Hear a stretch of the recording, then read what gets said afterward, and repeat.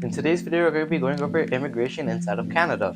So here on this page, you can see that is the Canada flag. This is the map of Canada, and this is the current Prime Minister of Canada, who is Justin Trudeau. So in this part 1 video, what are we going to learn about? The first thing that we're going to learn about is Canada's geography.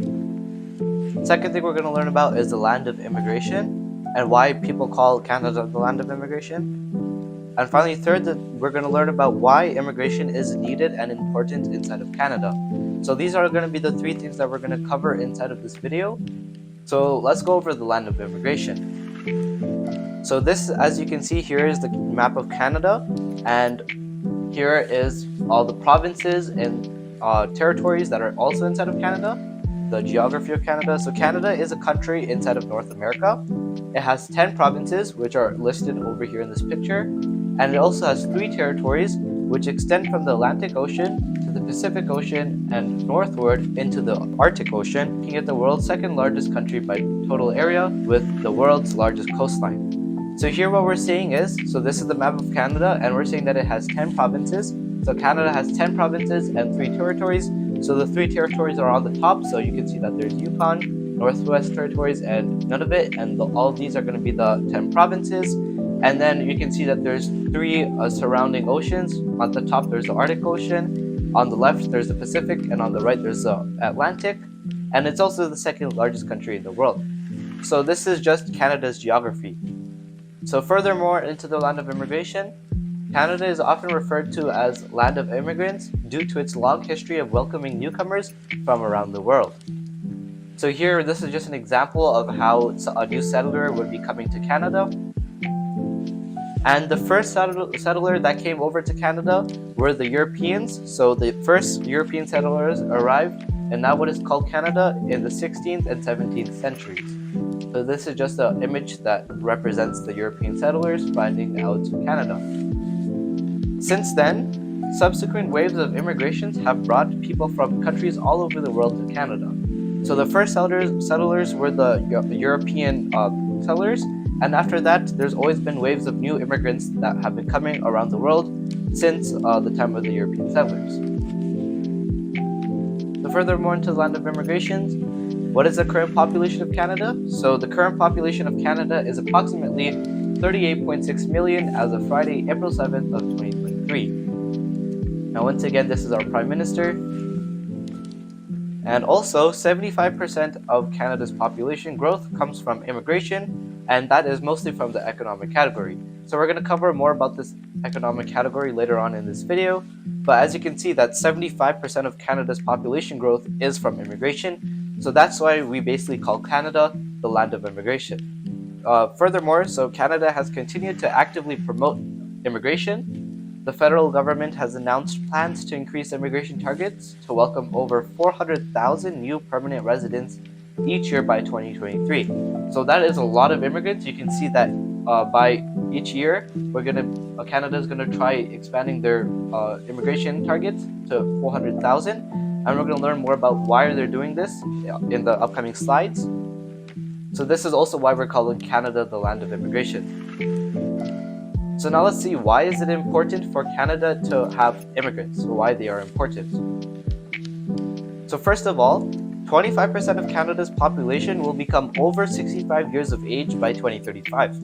And you already know that that's going to be a problem. If 25% of your population is over 65, then there's going to be way less people working inside of the workforce, which means that there's going to be a worse economy.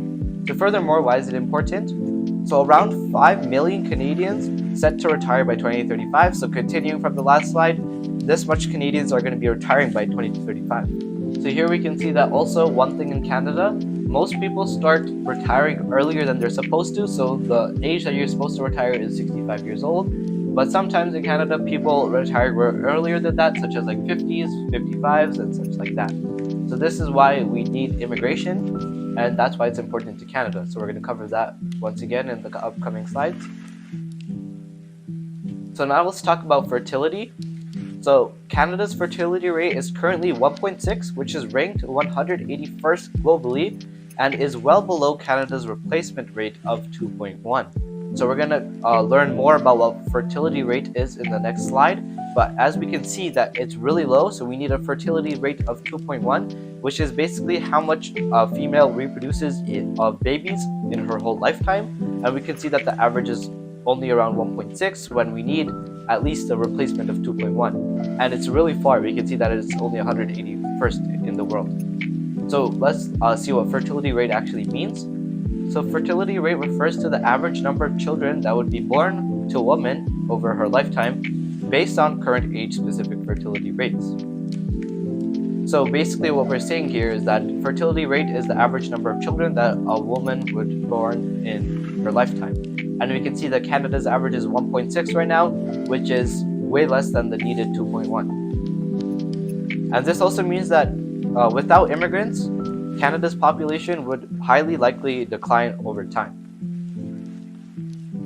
So this is one important thing about why we need immigrants, so we can continue to boost the fertility rate up to a higher level.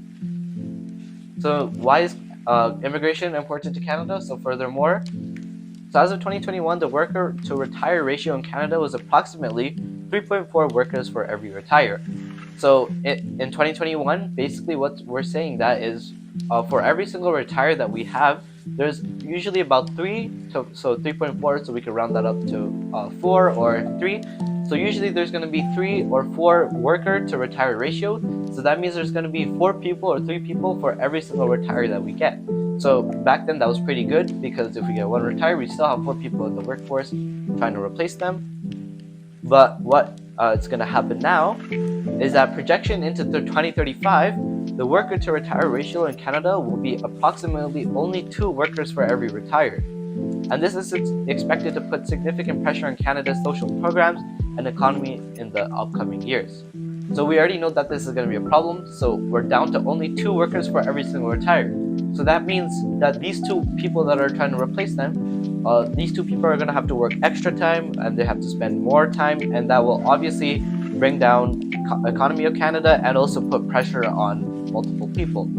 So this is also why it's important to have more immigration, so then we can have more people trying to replace these people who are trying to retire.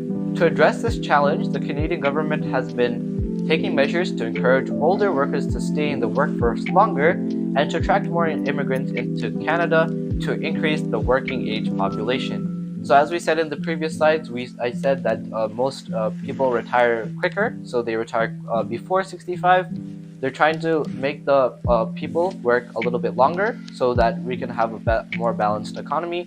And then we're also trying to attract more immigrants into Canada to increase the working age population. So this is another reason why immigration is really important to Canada. And that's also basically it for this video. So thank you so much for watching from Try to Be Useful, and we'll see you guys in our part 2 video of this series.